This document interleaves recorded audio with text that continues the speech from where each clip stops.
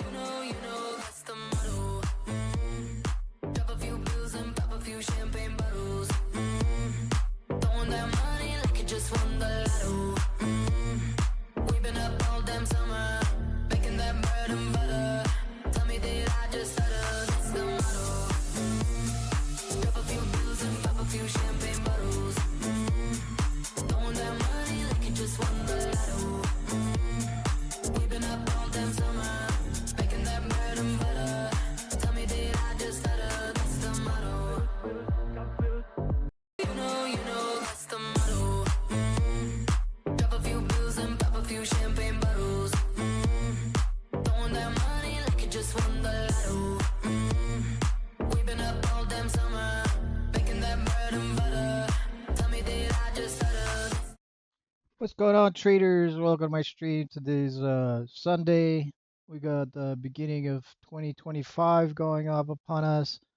Uh, Plugged in all my numbers. This week has been pretty interesting following Christmas. We've been in a hot and cold market. Sometimes it's hot, sometimes it's cold. It's kind of transitions between the two. Anyway, I ended up being green most of the days. Actually, on Tuesday, I ended up with a 5K win, and then on Monday and Friday were pretty average. Gonna show you my P&L and my observations here. I just want to go through the rules. These are pretty good rules. John came out with these rules.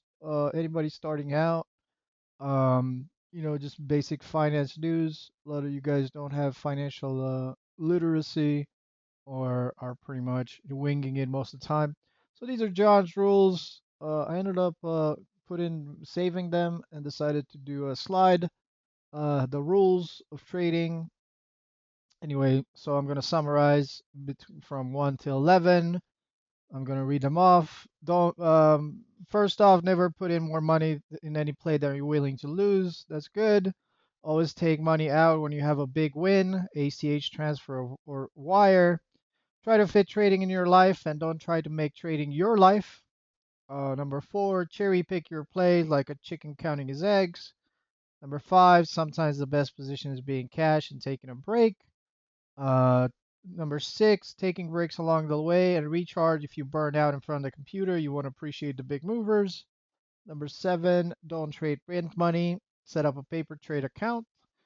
You can't be forced to make money in the stock market. Bills. A lot of people, when they come into the stock market, they have a certain goal that they need to make every day. And by working too hard, actually, you harm your account. Because not every day is going to be a home run day. You have to take what the market gives you each day. Number 9, don't gamble. Only trade when you know 95% of them are right. Uh, you're not going to make any money in the stock market when you actually need money. That's pretty good. The stock market is very counterintuitive. The less money you need from it, the more money you make. That's really the truth. The less money you need from it, the more money you make. That's a good one. You're not gonna make any money when you actually need money. Number 11, you need to trick your brain so you won't affect your decision making. Anyway, those the rules. Finishing off Monday, MGIH, SPRC. As you can see, we got a bunch of trades that I did Monday. SPRC, I tried to long it pre-market around 4. Actually, it took a while till we broke out of this trend here at open around 420, and then we spiked to 7. I ended up chasing it at 6 and exiting at 680. So I made the most out of SPRC on Monday. This is my log for last week. Number 2, I ended up buying this downtrend break as soon as the market was around 9 and pretty much selling into the pop. Just a small tiny trade. And this one was a pretty Z car. This was just another chop. Did I trade Z car? I did trade Z car. I saw it push and then I pretty much just abandoned it. It made this big move from 260 to 350. and then I pretty much abandoned it when I saw they were stuffing it. Good thing I did. This was part of the VWAP reclaim kind of deal because it opened through VWAP and it reclaimed VWAP. It doesn't mean it's going to keep going if it reclaims VWAP. On Tuesday, 1,300 MYZ. Kind of, actually, this is a bull flag right here. Actually, I looked around and this is a bull flag. The breakout happened around 8:30. I buy it around 880 and I sold it all the way into the 10 to the nines. Hit 1078, so I could have made 20% on that. I hit it with pretty good size. It was around $1.07. Then you have AILE. AILE, I didn't really make that much on it. I traded it on Tuesday.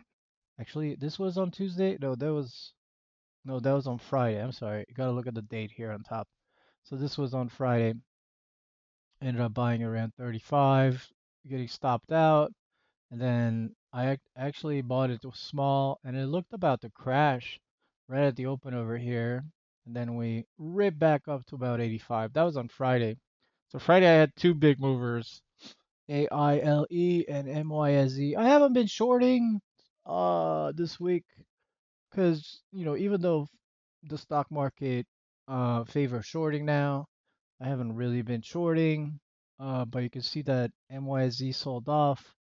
AILE went pretty good. Now we're gonna look on, Thursday. This was Thursday. That was the 26th. That was Thursday. I got the dates wrong. So that was Thursday. Uh, so let me see my big day of the. There we go.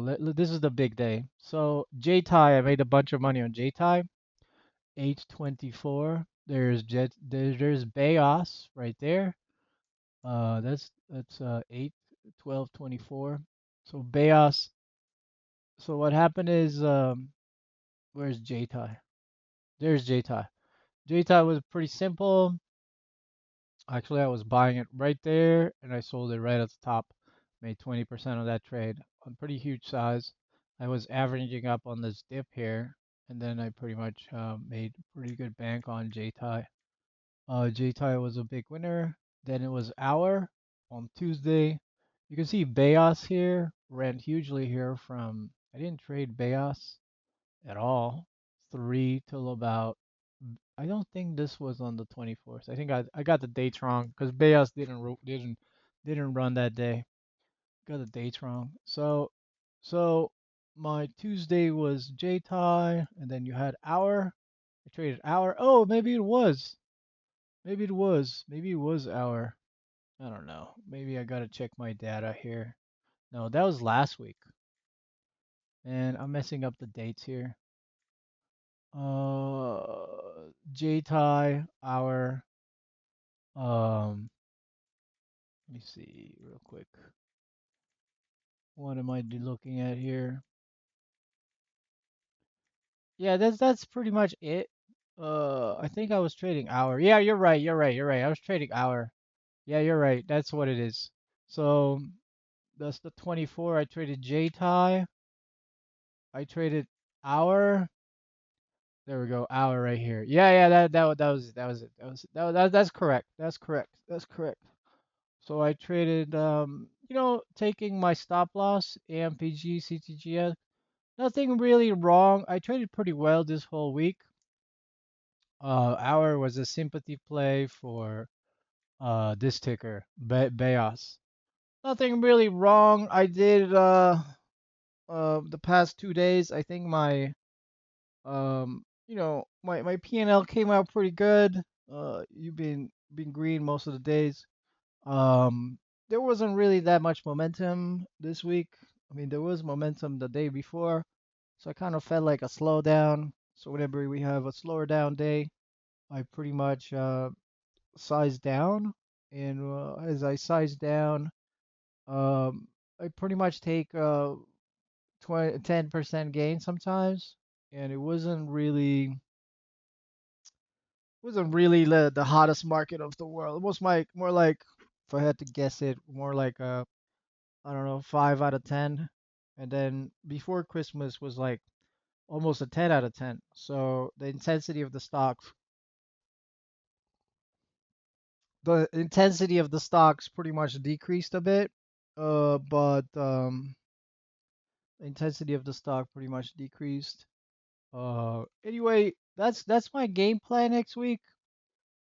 Next week is probably gonna be uh next week is probably gonna be the end of my sale, about a day and 10 hours. So if you haven't gotten on my sale, make sure you do, because the next sale is probably gonna be around the holidays if I do release another sale. Um, but so far I've been locking the profits in, even though it was slower market than before Christmas. Traded pretty well, respecting my rules. As you can see that, I look at my P&L. It's like I had no big swings. So that's important. Like as soon as I was wrong, I pretty much got out. And I think Thursday I was green on three tickers. So this week has been challenging, to tell you the truth, because most of these tickers were gapping up and kind of selling most of the time. You can see, so um this was on Friday. You can see it just doesn't, they don't go that much higher, and if they do after the pre-market open, they sell off. The only you can see another sell off, like another sell off. Like the only ticker that actually, the only big tickers we had were around Christmas. Like, you had Bayos and you had Hour here that ran pretty hugely from like 2 to 7, and Bayos ran from like 3 to 13. So once Christmas came around, the range kind of just, you can see so in the stocks, the 26th, they started just topping out and selling off. And you can see so on the 27th topping out and selling off. The only ticker we had was AILE. So, the moral of the story is, they have been slowing down. Maybe it's going to pick back up after the new year. I'm sure everybody's celebrating Christmas. They were actually very happy to make a lot of money before Christmas, and now we have the new year. So I'm pretty ecstatic to see the volatility return as we get into 2025. So far, you can still take advantage of my sale for about 1 day and 10 hours, and I guess I'll see you guys next year. It's been a fun time trading with you guys. Calendar's good, and proceeding on to 2025. You guys have a good one, and peace out.